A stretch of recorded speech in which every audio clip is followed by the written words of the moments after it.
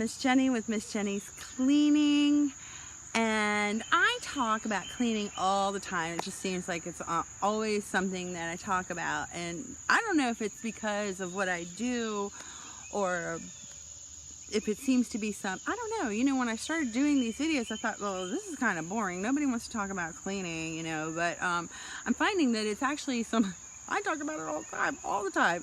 So anyway, I wanted to know, what is your favorite cleaning product or favorite cleaning tool? And go ahead and put that in the comment section below. I just want to know what everybody's go-to product is, or their go-to tool.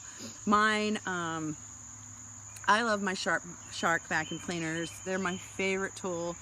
And I'm really getting into more green cleaning. So vinegar's great. And I love essential oils, so I'm not going to talk a lot about essential oils in this particular video, but those are some of my favorite things. But I wanted to talk about safety, cleaning safety, because in some of these conversations, some of the things I've heard people say, I'm like, oh, that's not a good idea, don't do that. So apparently some people just don't know certain things, and we're going to talk about that today. So, you know, every package that you buy in the store has directions on it, okay? And when you buy a cleanser, you need to look at the directions and find out how to use it. Because if you're not using it properly, A, it could be dangerous. And secondly, you know, if you're not using it the way that they're telling you to use it, it's not going to work properly, and it's going to waste you money, and you're not going to be happy with the product. So following the directions, believe it or not, really works, okay? And then on the back of most of your cleaning products, at least in the United States, there is a phone number on there for questions or comments. So God forbid something horrible should happen, you can call that number and tell the representative what happened, and they'll be able to tell you what to do about it. So just a couple do's and don'ts. Starting with the do, yes, read the directions, follow the directions for how to use it, how to store it, how to dispose of the packaging afterwards. Another do, make sure that you store your cleaning products in a place that's away from children and pets.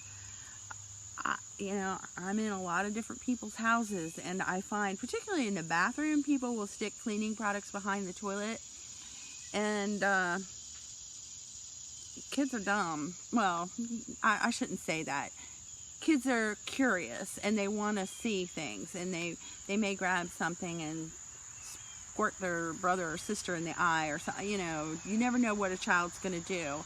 Even an older child, or, you know, may do something dangerous. So you want to put your cleaning products away, have a designated space for them, and you want to make sure that you're using the original container for storing your products. So, you know, a really good way to save money is if you buy something that you can refill.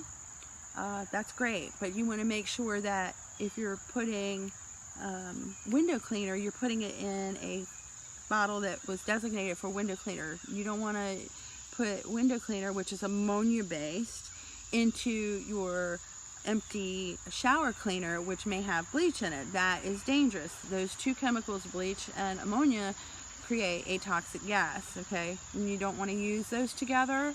You don't want to mix those two chemicals. That's a big no-no, a huge no-no.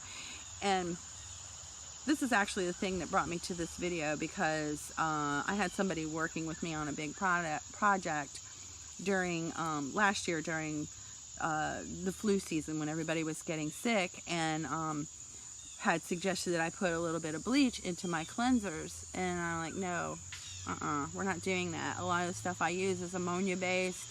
You put bleach in there, and you creating a toxic gas. He says, well, I do it all the time. Well, that's fine at your house, but I'm not doing it at my house, first of all, and I'm certainly not going to do it in a customer's house. So yeah, you definitely want to make sure that you're not mixing or crossing certain chemicals, because they could be poisonous. Okay, enough on that tangent. It's just something I'm a little passionate about. So when you're done cleaning, you want to make sure that you put your products away. Don't leave them out. And for a couple reasons. your pets could get into them, your children could get into them. It could get knocked over and spilled, and you have another kind of a problem. So you want to make sure that you put everything away when you're finished.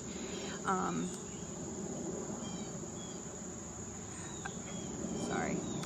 If you have something in a bucket that you've mixed up, you want to watch that too for several reasons. You want to make sure that it's away from children and pets, for the reason of the chemicals, for one thing. But even if you're using non-toxic, you want to keep your kids safe, because buckets could be, oh God, I hate saying this, buckets could be a drowning risk for children. So it doesn't take very much water. If they could get upside down in there and they can't figure out how to get out, and you're preoccupied and don't know it, it's just, that's upsetting.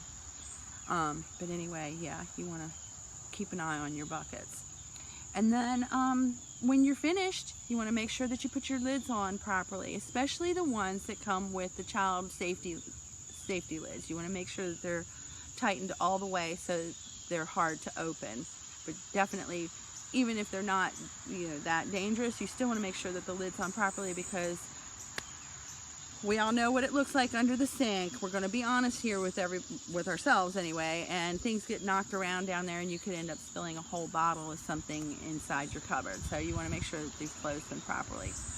Also, if you're using the sprayers, you want to twist that so that it's closed, so that sometimes they leak. It comes out the top.